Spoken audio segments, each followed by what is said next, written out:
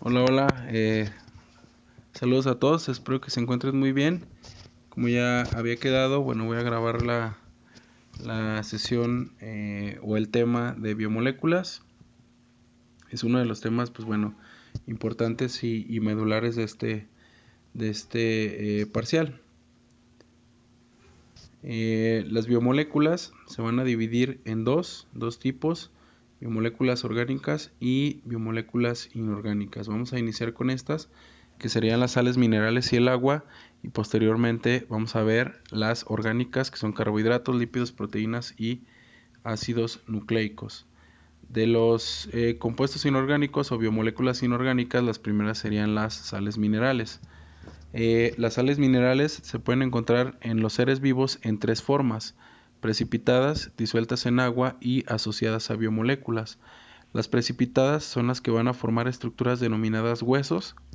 Las disueltas en agua van a formar sales propiamente, y son las que permiten el balance hídrico, es decir, van a permitir la homeostasis hídrica, de tal manera que nuestro cuerpo siempre se mantenga con un balance o un porcentaje de agua, y pues no tiene que variar de manera significativa. Por ahí tenemos los fosfatos, sulfatos, sales de cloro, de calcio, amonio, etcétera.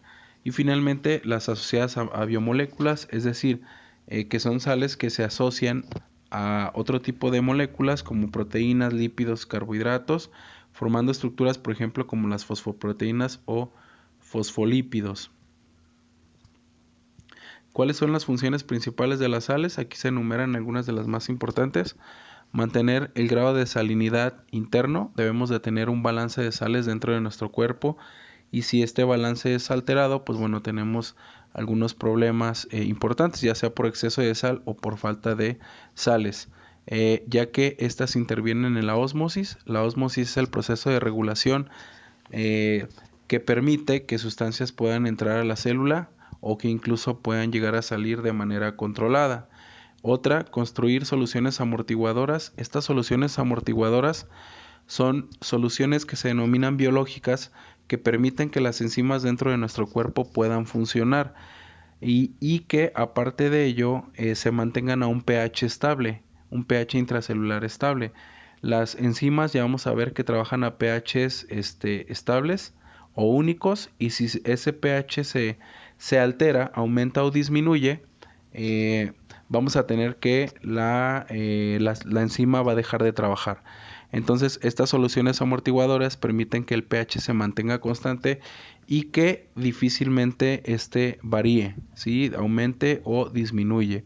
Y bueno, como ya comentábamos, formar estructuras esqueléticas. El ejemplo que les pongo aquí abajo es para que ustedes vean cómo la célula se puede afectar si en el medio externo, o sea, fuera de la célula, hay más o menos sal. En el caso 1, o en el primer caso, en este que está aquí, vamos a tener que en el medio externo hay poca sal, pero en el medio interno de la célula hay más sal, lo que va a generar un gradiente que el medio interno, como tiene más sal, va a absorber el agua del exterior, y la célula se va a empezar a inflar como un globo hasta que pueda llegar el momento en que explote. En este segundo caso vamos a tener lo contrario. El medio externo hay mucha sal, y en el medio interno de la célula hay menos sal. Esto lo que va a generar es que, como hay más sal en el exterior, va a absorber el agua del interior de la célula, y esto va a propiciar que la célula se, digamos, deshidrate como una pasa, y llegue a morir también. Lo más adecuado es como en el tercer caso, que se denomina una solución isotónica, es decir, que el medio externo de sal esté igualado con el medio interno de sal, o sea que afuera haya misma cantidad de sal que en el interior de la célula. Es decir, que si sale una molécula de agua con sal, por ejemplo, debe de entrar una molécula de agua con sal, de tal manera que haya equilibrio, y que la célula pues se mantenga con una turgencia adecuada o con un tamaño adecuada. Claro que puede haber pequeñas variaciones, y la célula tiene capacidad como de hacerse más grande o de hacerse más pequeña. Vamos a pasar a el agua, que es otra biomolécula inorgánica. Este es el principal componente del cuerpo humano y sobre todo de los seres vivos. Aproximadamente en promedio el 80% de la composición de un ser vivo es agua. Esta tablita que les pongo aquí, lo más importante son estos que les remarco, que por ejemplo el espacio vascular, es decir, el espacio conformado por venas y arterias, aproximadamente va a tener un 11% de agua. El espacio intersticial, que es el espacio entre célula y célula, tiene 22% de agua. O sea, los espacios que están entre las células aproximadamente es un 22% de agua y aproximadamente la célula está conformada de un 67% de agua. Entonces, si ustedes se fijan, por cualquier, digamos, lugar que nosotros queramos observar, pues vamos a tener la presencia de el agua. ¿Cuáles son las funciones del agua? Posibilita el transporte de nutrientes, que como ya lo vimos, de afuera hacia adentro y de adentro hacia afuera de la célula. Claro, todo tiene que ser controlado de tal manera que no haya un desabasto, no un superávit, es decir, que entre mucha agua o que salga mucha agua. Para que más o menos puedan visualizar la importancia que tiene el agua como un regulador de temperatura, como un regulador térmico. Por ejemplo, si ustedes comparan un desierto contra una playa, vamos a tener que aquí el factor diferencial es que aquí hay poca agua en el desierto y en la playa pues va a haber mucha agua. Y si ustedes se fijan, la oscilación entre la temperatura mínima y la máxima es de 40 o 50 grados centígrados, es decir, durante la noche se pueden alcanzar temperaturas por debajo de los 0 grados y durante el día temperaturas de más de 40 grados centígrados. Es decir, que tenemos una diferencia de 50 grados centígrados. Caso contrario, por ejemplo, en una playa donde las temperaturas no son tan oscilantes.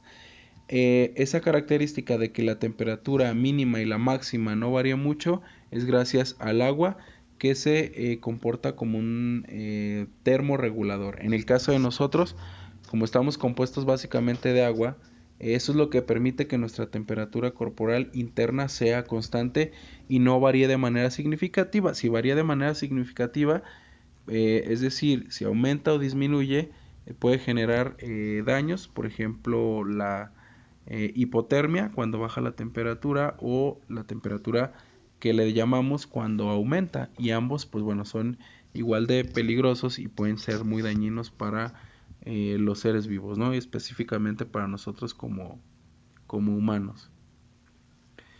También colabora en el proceso digestivo, ayuda en el proceso de digestión y bueno, pues como ustedes ya saben, el agua es el medio de disolución de todos los líquidos corporales. Ya saben que el agua de hecho se considera el solvente o el disolvente universal. Vamos a pasar a los compuestos orgánicos. Con el agua pues dejamos los inorgánicos y pasamos a los orgánicos. Los orgánicos pues ya saben que se denominan de esta manera porque están formados principalmente por carbono e hidrógeno. Los inorgánicos están conformados por todos los elementos a excepción de estos dos. Entonces la diferencia entre uno y otro. Para que nosotros podamos comprender este tipo de compuestos debemos de comprender o entender dos conceptos. Que por ejemplo los compuestos orgánicos van a estar conformados por monómeros. Es decir, la unidad estructural de una biomolécula o de una biomolécula orgánica, como las que vamos a ver ahorita, se denomina monómero, y dependiendo del tipo de biomolécula, el monómero recibe un nombre distinto.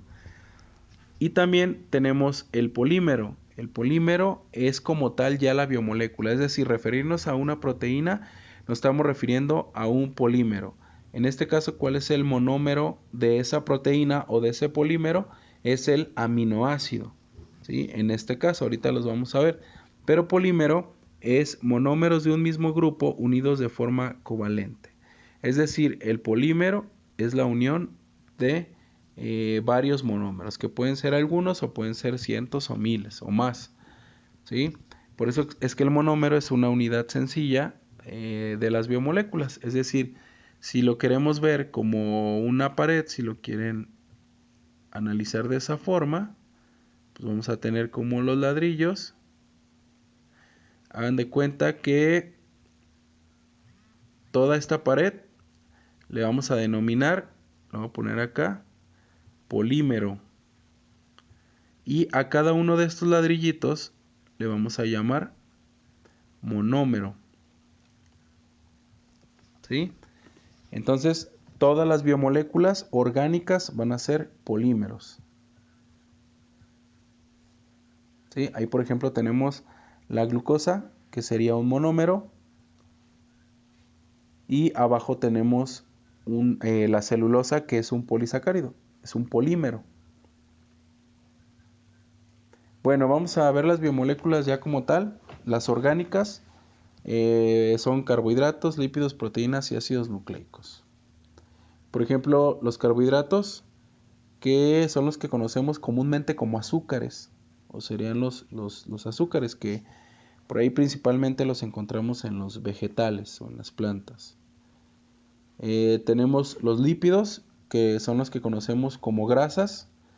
Por ejemplo, estas pueden ser de origen animal o de origen vegetal. Cuando son de origen animal es la manteca, por ejemplo, y cuando es de origen vegetal son los aceites con los que cocinamos, por ejemplo. Esos son los lípidos. Por ejemplo, bueno, aquí tenemos un alimento, una hamburguesa que ya tiene varios de estos grupos. Por ejemplo, en el pan va a tener los carbohidratos, que son como los, digamos, azúcares, si lo quieren ver de esa manera. Los lípidos, pues los vamos a tener en la carne que es frita, y las proteínas, pues las vamos a tener en la carne. Ya saben que las proteínas son una fuente la carne es una fuente de proteínas. Por ahí tenemos unas papas, si son fritas, como se muestra ahí, pues vamos a tener, por ejemplo, almidón, y vamos a tener las grasas, por ejemplo, el aceite con la cual se frieron. Y por ahí, bueno, ya saben que las proteínas principalmente las encontramos en la carne, los quesos, bueno, derivados de la leche, en el pescado, huevos, etcétera, ¿no?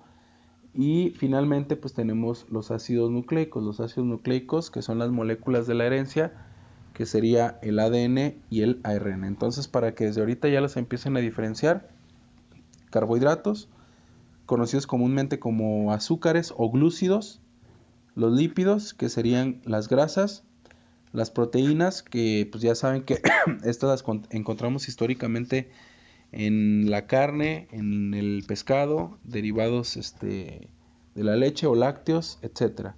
Y finalmente los ácidos nucleicos, que son las moléculas de la herencia, que es el ADN y el ARN. Entonces, estas son las biomoléculas orgánicas. Por ejemplo, aquí la Maruchan o estas sopas instantáneas, pues básicamente lo que tienen son carbohidratos. ¿Sí? Bueno, pues ahí está como para que vean la textura de las Maruchan. Vamos a empezar a ver lo que son los carbohidratos. Dentro de las funciones generales vamos a tener, o para poder entender todas las biomoléculas debemos de hacernos estas preguntas, ¿no? ¿Dónde se encuentran? ¿En dónde se forman? ¿Y qué función tienen? Los carbohidratos es la fuente principal de energía de los seres vivos y los vamos a encontrar principalmente en los vegetales. Sí, por ahí ya en alimentos, en los vegetales, en todas las alimentos que contengan harina, en el pan, etcétera. Ahí es donde vamos a encontrar los carbohidratos o glúcidos. ¿Dónde se forman? Pues como les digo, su fuente principal es en los alimentos.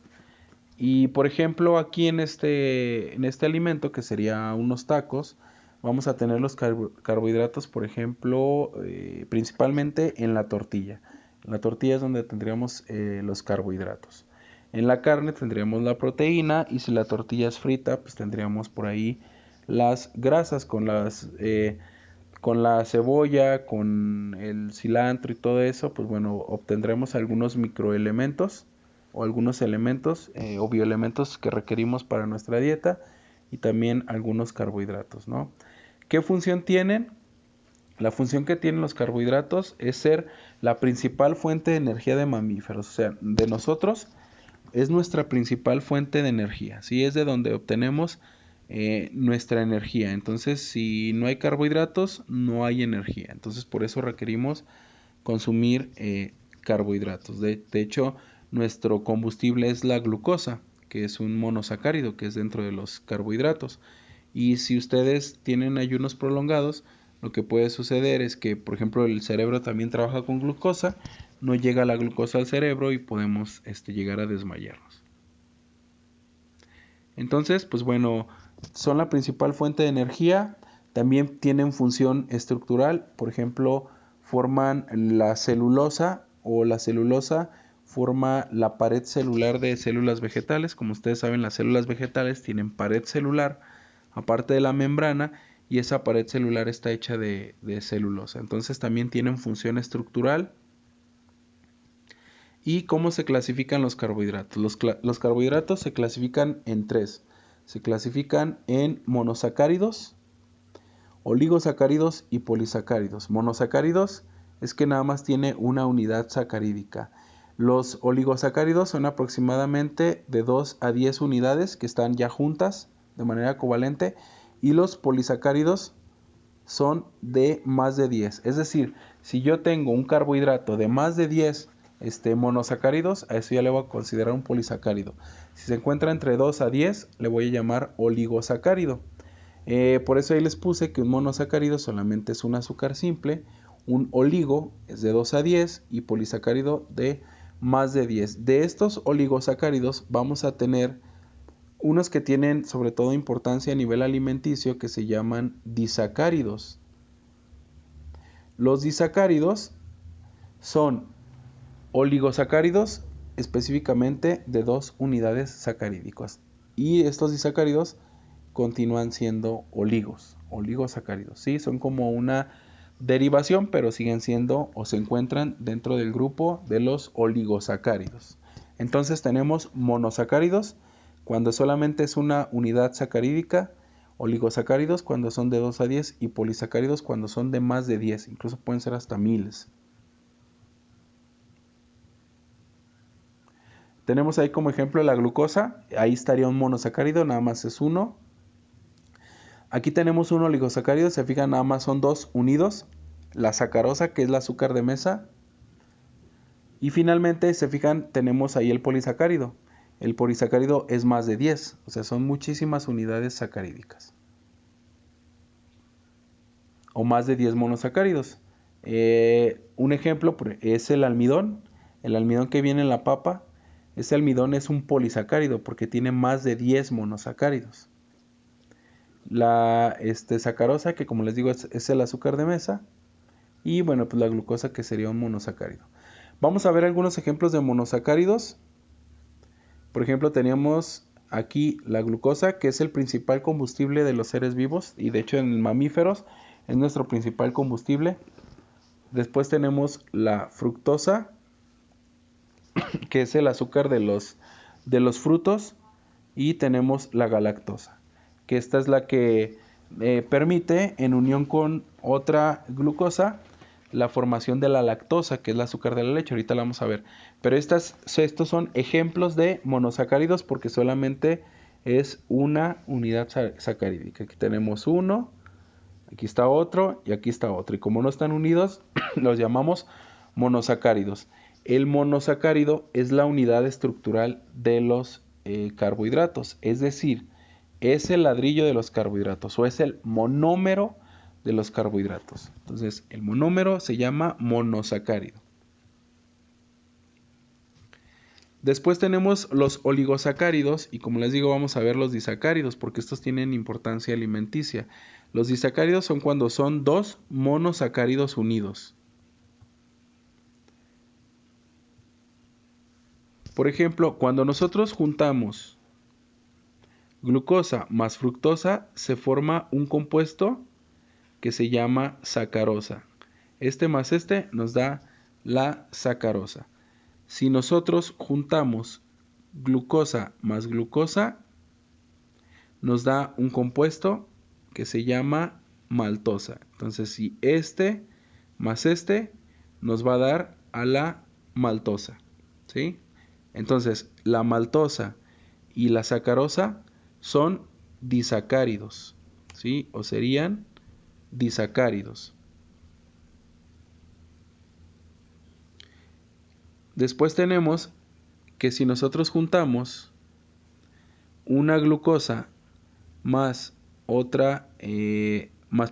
galactosa más glucosa, se va a formar la lactosa. La lactosa, yo creo que le suena, es el azúcar de la leche o es el disacárido que le da sabor dulce a la leche y es el que muchas personas, pues bueno, son intolerantes, no intolerantes a la lactosa, es decir, no pueden romper este disacárido hacia sus componentes más simples, que sería galactosa más glucosa, y sobre todo utilizar nosotros la glucosa como una fuente de energía. Entonces tenemos que la sacarosa es el azúcar de mesa, entonces la sacarosa o azúcar de mesa es un disacárido. La maltosa es, por ejemplo, el disacárido o que proviene de la malta que permite o que se utiliza para formar bebidas alcohólicas como cerveza. Y finalmente la lactosa es la que le da el sabor dulce a la leche y los derivados de esta. Estos sí son bien importantes que identifiquen las combinaciones, ¿eh? Yo, por ejemplo, en el examen les podía preguntar, ¿qué resulta de la combinación de glucosa más fructosa? Ah, no, pues sacarosa. ¿Qué resulta de glucosa más glucosa? Maltosa. ¿Qué resulta de galactosa más glucosa? Ah, pues lactosa. Y finalmente, dentro de esta clasificación de carbohidratos tenemos los polisacáridos. Dentro de los polisacáridos vamos a tener, por ejemplo, el almidón. Estos, acuérdense que ya son más de 10 monosacáridos unidos. Tenemos el glucógeno, tenemos la celulosa, quitina y pectina. El almidón, por ejemplo, es el polisacárido que se encuentra en la papa. La papa es una raíz modificada que lo que hace es que en la planta guarda almidón a partir de guarda el almidón en esta raíz modificada como una fuente de reserva. De hecho, el polisacárido, específicamente el almidón, es una fuente de reserva energética en plantas. Y cuando la planta requiere energía, pues simplemente empieza a romper el almidón y de ese almidón extrae principalmente glucosa. Después tenemos el glucógeno, que será una estructura análoga al almidón, un polisacárido análogo. Es decir, el glucógeno es una fuente de energía en mamíferos y principalmente se encuentra por ahí en el hígado. Es decir, cuando nosotros requerimos energía, hacemos uso de nuestros depósitos de glucógeno, que es un polisacárido. Este glucógeno, como les digo, se rompe y son muchas glucosas unidas. Entonces, al romperse, estas glucosas se liberan y generan energía o lo que se conoce como ATP. Después tenemos la celulosa, que forma la pared celular de las plantas o de la célula vegetal.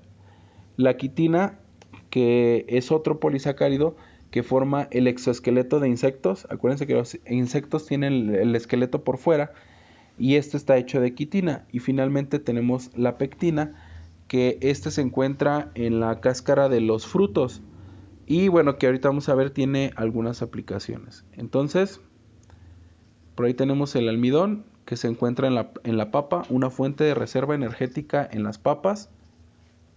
El glucógeno, que es una fuente de reserva energética de mamíferos, es como el almidón, pero en humanos, y que está en el hígado. La celulosa, que forma la pared celular de las células vegetales. Por ejemplo, las hojas con las que escribimos, las hojas de las libretas están hechas de celulosa, que es un polisacárido que se extrae de las plantas para hacer hojas, en este caso, pues a través de los árboles. Por eso es muy importante cuidar nuestras libretas, porque pues entre más usemos, estamos fomentando que se tengan que talar más árboles para hacer cada vez más hojas, ¿no? o hay que usar libretas de hojas recicladas o reutilizadas. Y luego la quitina, que forma el exoesqueleto de los insectos. Como les decía, la celulosa se usa para hacer papel. La quitina, que forma el exoesqueleto de los insectos o el esqueleto externo. Por eso es que cuando pisamos una cucaracha, lo primero que escuchamos es el crujir. ¿Por qué? Porque estamos tronando el exoesqueleto primero. Y finalmente la pectina, que se encuentra en las cáscaras de los frutos, por ejemplo de fresa, y que cuando se deja molido, es un agente espesante. Es decir, las mermeladas tienen esa textura, digamos, o ese grado de espesor, por llamarlo de alguna manera, gracias a la pectina. Entonces, si ustedes quieren hacer mermelada, tienen que moler la fruta con la cáscara para que ésta pueda espesar y pueda tener esa textura. A mayor cantidad de pectina, pues más espesa es la mermelada. A menor cantidad, pues menos espesa. Vamos a pasar a los lípidos, perdón, o grasas. ¿Qué funciones tienen los lípidos? Los lípidos vamos a ver que son insolubles en agua o no se pueden disolver en agua. Son bipolares porque hay lípidos que tienen una parte hidrofílica y una parte hidrofóbica. Entonces por eso se dice que son bipolares, es decir, una parte que puede estar en contacto con agua y otra parte que no puede estar en contacto con agua. ¿Sí? Esta es la parte hidrofílica.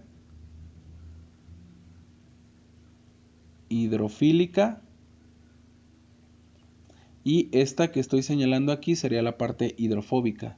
Algunos lípidos tienen eso, por eso se dice que son bipolares. Estos son la principal reserva energética en animales. Entonces no se confundan con los carbohidratos. Los carbohidratos son la principal fuente de energía. Los lípidos son la principal reserva de energía. Tan es así que algunos animales, como por ejemplo los osos polares o los osos en general, han desencadenado o han desarrollado un fenómeno que se llama invernación o hibernación, que básicamente lo que hacen es que comen mucho alimento, aumentan sus depósitos de lípidos y se pueden meter en una cueva durante el invierno. No es una estrategia para evadir el invierno, y de lo que se mantienen es de los lípidos que fueron acumulando, ¿sí? Que quedaron como reserva y que después se utilizan como fuente de energía a través de por ahí un proceso metabólico donde se metabolizan los lípidos. Aquí no es pared celular, para que lo corrijan, forman la membrana celular. La membrana celular de los seres vivos o de todo organismo que sea considerado célula o que esté compuesto por células va a tener una membrana, y esa membrana está compuesta principalmente de lípidos. Entonces también por eso forman la membrana celular. Y también pueden tener función hormonal, como por ejemplo la testosterona. La testosterona es un lípido de acción hormonal que permite los caracteres sexuales secundarios durante la adolescencia. Entonces tenemos que son insolubles en agua, son bipolares porque tienen una parte hidrofóbica y una hidrofílica, son reserva energética en animales, forman la membrana celular y tienen función hormonal como la testosterona. La clasificación, pueden existir más clasificaciones, pero bueno, vamos a dejar esta para fines académicos. Vamos a tener lípidos simples, complejos y asociados.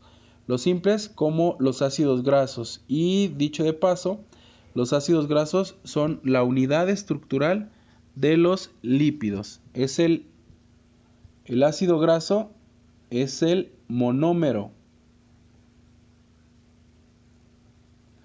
El ácido graso es el monómero de los lípidos, es decir, es el ladrillito de los lípidos o del polímero, como quien dice. Después tenemos las grasas neutras y las ceras. Las ceras, por ejemplo, que están en algunas hojas que parece que como que las barnizaron hasta brillan. Son ceras que evitan que el agua esté por mucho tiempo sobre esta y que la pueda reblandecer y que por ahí se pueda meter un patógeno. También la tenemos en las plumas de, por ejemplo, algunos patos o algunas aves acuáticas, que lo que hacen es que impregnan las plumas, evitando que éstas se llenen de agua. Pues claro que sí se van a como impregnar, pero basta con que salgan, hagan un movimiento y se quita el agua, de tal manera que no se mojan. Tenemos los complejos, que estos son como interacciones con otro tipo de biomoléculas. Tenemos los fosfoglicéridos, que es el principal componente de la membrana celular. Son estos que están aquí en azul. Todos estos en azul son los fosfoglicéridos, que forman la membrana de la célula, es decir, como la capa externa de la célula. Glucolípidos, que son lípidos asociados a carbohidratos, como la glucosa, y lipoproteínas, es decir, lípidos asociados a proteínas. Generalmente estos son receptores celulares. Lo que son glucolípidos y lipoproteínas se utilizan como receptores celulares. Y finalmente tenemos los asociados como prostaglandinas, terpenos y esteroides. Esteroides como el que ya comentaba, como la testosterona. Prostaglandinas, por ejemplo, que se producen cuando nos da fiebre. Cuando nos da fiebre, el hipotálamo manda una señal para que se liberen prostaglandinas y que aumente la temperatura corporal. Lo que hacen medicamentos como el paracetamol es que inhiben la producción de prostaglandinas y con esto el aumento de la temperatura, es decir, que baje la fiebre. Vamos a pasar al tercer grupo, que son las proteínas. Las proteínas, dentro de sus funciones principales, vamos a tener que se encuentran, pues ya saben, en la carne, en el huevo, en el pescado, derivados de la leche, etcétera. Tienen distintas funciones. Tienen función estructural, es decir, conformando a las células, conformando tejidos y conformando órganos. Van a tener función hormonal, por ejemplo, la insulina es una proteína de acción hormonal. La que ayuda a regular la glucosa es una proteína, por eso se dice que tiene función hormonal. La hemoglobina también es una proteína que tiene función de transporte, en este caso llevando oxígeno, y tiene función enzimática, es decir, como catalizador biológico, acelera o retarda una reacción. Tiene función de transporte, como esta que les digo de los glóbulos rojos que transportan oxígeno, por eso es de transporte, y el monómero de las proteínas es el aminoácido. Entonces, este es su monómero, o sea, que las proteínas están hechas de aminoácidos. Las proteínas es la unión de varios aminoácidos. Entonces aquí vamos a tener un aminoácido, aquí otro, aquí otro, aquí otro, aquí otro, y a todo esto en conjunto pues le vamos a llamar proteína. Que las proteínas, pues como ya les decía, pues es un polímero a final de cuentas. Bueno, pues ya saben que también las proteínas son las que forman los músculos. Como les digo, ahí están las proteínas que están conformadas de aminoácidos. Todas esas letritas o todos esos circulitos amarillos son distintos aminoácidos, que sería la unidad estructural o el monómero de las proteínas. Dentro de algunos ejemplos de proteínas tenemos la insulina, que la insulina, como ya sabemos, es una proteína que regula la glucosa. Esta ayuda a regular la glucosa. Tenemos por ahí la adrenalina, que es una proteína que permite la vasodilatación, es decir, que los venas y arterias aumenten su calibre de tal manera que se fluya mayor cantidad de sangre y con ello oxígeno y nutrientes. Ya saben que esta se segrega cuando nuestro cuerpo detecta una situación de peligro. Se segrega adrenalina y esa adrenalina aumenta el grosor de los vasos sanguíneos o los hace más grandes permitiendo que fluya más sangre y oxígeno de tal manera que nuestros músculos estén a tono para escapar o en determinado caso para luchar, que son las dos respuestas que podemos llegar a tener. Entonces es la insulina, adrenalina. La hemoglobina es otra proteína, pero esta se encarga de el transporte de oxígeno. La hemoglobina se va a encargar a través de los glóbulos rojos de transportar el oxígeno. Y finalmente, pues bueno, tenemos que tienen funciones enzimáticas que son catalizadores biológicos. Existe un modelo que se llama, digamos, llave cerradura, es decir, para cada enzima hay un sustrato específico o debe de tener un sustrato específico. Si no lo tiene, la enzima no trabaja. Y como les digo, la enzima es un catalizador biológico. ¿A qué se refiere eso? Que por ejemplo, si nosotros comemos un pedazo de carne, nos tardamos 3 horas en digerirlo. Si no fuera por las enzimas, nos tardaríamos más de 3 horas en digerirlo. Es decir, nos tardaríamos a lo mejor hasta 3 meses en poderlo digerir. Entonces nada más para que vean la importancia que pueden llegar a tener las enzimas. Y todo nuestro cuerpo reacciona gracias al funcionamiento de enzimas. ¿Qué son básicamente las enfermedades? Por ahí a lo mejor un fallo genético que desencadena el fallo de una enzima y que por lo tanto se vea obstruida o interrumpida una ruta metabólica. Ahí está los aminoácidos. En este caso aquí les pongo un ejemplo de un aminoácido. Los aminoácidos, o este sería un aminoácido, que ya les había comentado que el aminoácido es la unidad estructural o el monómero de las proteínas. Y esto que tenemos aquí abajo es lo que ya les había comentado, que las proteínas es la unión de varios aminoácidos que tienen un grupo amino y un grupo carboxilo. Si ustedes recuerdan lo de bioelementos, por ahí cuando veíamos el nitrógeno les dije que el nitrógeno ayudaba a la formación de proteínas o a la formación de aminoácidos. ¿Por qué? Por esta razón, porque el grupo funcional es el grupo amino y el otro es grupo carboxilo. Es decir, todos los aminoácidos tienen un grupo amino y un grupo carboxilo. Y este grupo que sería distintivo de cada uno de los aminoácidos, que son 20 en total. Entonces, si ustedes se fijan, tenemos varios aminoácidos unidos aquí. A todo esto pues le vamos a llamar una proteína. Por ahí también está el término de péptido, que es como una proteína de poquitos aminoácidos, de hasta 10 aminoácidos. Es a lo que se conocen como péptidos. Y por ahí los han escuchado, ahorita están muy de moda porque permiten o se están utilizando para el tratamiento de algunas enfermedades. Péptidos nutracéuticos le llaman. ¿Qué proteínas tienen las proteínas, perdón? ¿Qué formas tienen las proteínas? Las proteínas van a tener dos formas básicas o pueden ser fibrilares o globulares. Es decir, si son una fibra, o sea, como una hebra, se van a llamar fibrilares. Si son como un globo, se van a llamar globulares.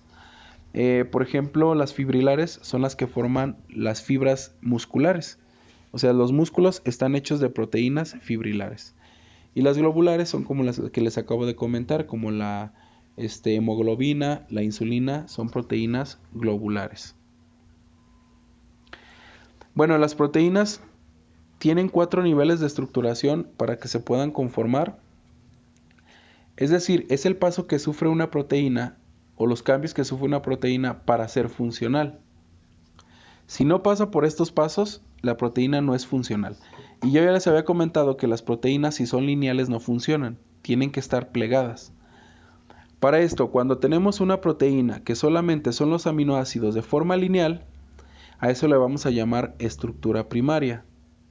Después, los aminoácidos se van a comenzar a plegar y van a formar dos estructuras. Una que se llama alfa hélice, que es como una espiral, como un resorte, y esta que es como un acordeón, que se llama beta plegada. Entonces, cuando las proteínas empiezan a plegar, pueden tener esta forma u otra. Puede tener alfa hélice o puede tener beta plegada. Las proteínas se pueden plegar gracias a dos aminoácidos. Por ahí ya se los había comentado. La cisteína y la metionina. La cisteína y la metionina son los únicos aminoácidos que tienen azufre. Y son los aminoácidos que permiten que las proteínas se puedan plegar formando las alfa hélices y las beta plegadas. Es decir, cuando una cisteína se encuentra con otra, los azufres que tienen se van a enlazar formando lo que se denomina un puente de azufre. O cuando una metionina y otra metionina se unen, por ejemplo si aquí hubiera otra, se forma otro puente de azufre, permitiendo que esta proteína se empiece a plegar formando esta forma o esta forma. De otra manera no se podría plegar, la proteína no sería funcional y pues yo creo que ni siquiera existiéramos nosotros. La estructura terciaria ya es cuando la proteína tiene un acomodo tridimensional y adquiere su forma. Ya en la estructura terciaria adquiere su forma, que puede ser una forma de alfa hélice, perdón, una forma globular o fibrilar o fibrosa. Entonces yo les puedo preguntar en el examen, ¿cuál es el resultado de la estructura terciaria? Ah, pues que las proteínas adquieren su forma globular o fibrilar. ¿Cuál es el resultado de la estructura primaria? Ah, una cadena lineal de aminoácidos. De la secundaria, pues que se puede formar el alfa hélice o el beta plegada. Y finalmente, en la estructura cuaternaria, es cuando ya la proteína se termina de plegar y adquiere pues ya una conformación tridimensional funcional. Es decir, ya está la estructura cuaternaria, la proteína adquiere funcionalidad, es decir, es funcional. Tiene que llegar hasta este punto para que la proteína pueda ser funcional. Si por ejemplo aquí es interrumpido, la proteína ya no es funcional. Tiene que llegar forzosamente hasta el nivel cuaternario, que esto ya adelantándonos un poco, esta conformación ya se va a dar en lo que es el aparato de Golgi. En el aparato de Golgi se va a dar este plegamiento y la funcionalidad de la proteína. Vamos a hacer un pequeño paréntesis para ver lo que son las enzimas. Acuérdense, las enzimas son proteínas, es decir, las proteínas tienen función, algunas tienen función enzimática. Por ahí se dice que todas las enzimas son proteínas, mas no todas las proteínas son enzimas. Es decir, solamente algunas proteínas van a ser enzimas. Las proteínas aceleran o retardan una reacción química, específicamente dentro de un ser vivo, por eso se denominan catalizadores biológicos, y para que puedan funcionar requieren un sustrato específico, un pH específico y una temperatura específica. Es decir, esos tres factores tienen que estar para que la enzima pueda trabajar. Por ejemplo, la lactosa. La lactosa vendría siendo el sustrato para una enzima que se llama lactasa. Entonces, ese sustrato específico, lactosa, requiere de un pH específico, por ejemplo, no sé, 7. Entonces, el pH del medio tiene que estar a 7. Entonces, tiene que haber lactosa, tiene que haber pH de 7. Y luego dice, pues trabaja a una temperatura de 36 grados centígrados. Entonces, si la célula, digamos, está a esa temperatura, tiene un pH de 7 y tiene lactosa como sustrato, la enzima sí va a trabajar. De otra manera, si alguno de estos falta, por ejemplo, falta la temperatura, aunque haya sustrato y pH específico, la proteína no va a trabajar. O si falta el pH o si falta el sustrato. Entonces, los tres factores tienen que estar para que una proteína pueda trabajar, ¿sí? De hecho, por ahí la gran mayoría de las proteínas trabajan a pHs fisiológicos y los pHs fisiológicos se encuentran entre por ahí 7 y 8, ¿sí? Es decir, como un pH más neutro o tirándole al neutro. Bien importante, casi todas las enzimas están conformadas su nomenclatura o su nombre, aquí lo voy a poner arribita, por el sustrato, bueno, mejor acá, va a tener el nombre, un sustrato, o sea, el sustrato en el cual trabajan, más la terminación asa. Es decir, que si el sustrato es la lactosa, la enzima se va a llamar lactasa. Si su sustrato son los lípidos, la enzima se va a llamar lipasa. Si por ejemplo su sustrato fuera el almidón, la enzima se llamaría almidonasa.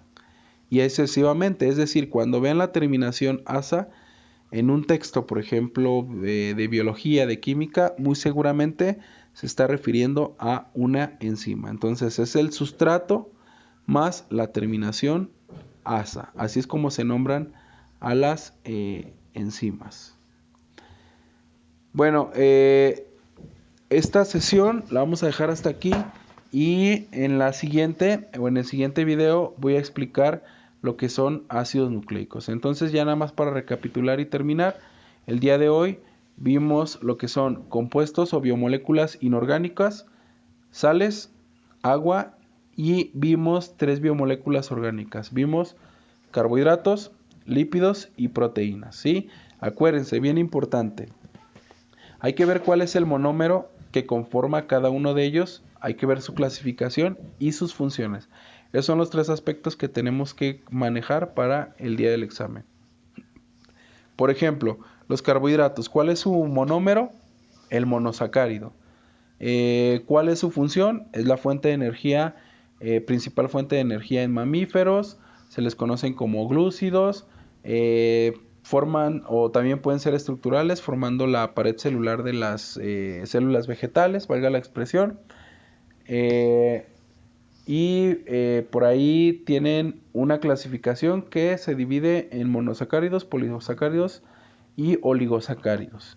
Y de ahí checar los disacáridos que tienen importancia alimenticia, ¿no? Y los ejemplos que les di también de los polisacáridos. El almidón, el glucógeno, la pectina, ¿cuál otro? Glucógeno, pectina, almidón, celulosa y bueno, básicamente esos, ¿no? Entonces hay que aprender a clasificar también como los ejemplos que les di. Yo en el examen les puedo preguntar, ¿a qué tipo de carbohidrato pertenece el almidón? Y ya les pongo monosacárido, disacárido, oligosacárido. Ah, pues ya me tienen que poner ahí, polisacárido. ¿Sí? Entonces tienen que identificar también a qué parte de la clasificación pertenece. Bueno, entonces sería todo. Y en el siguiente video, como les digo, les explico lo que son los ácidos nucleicos.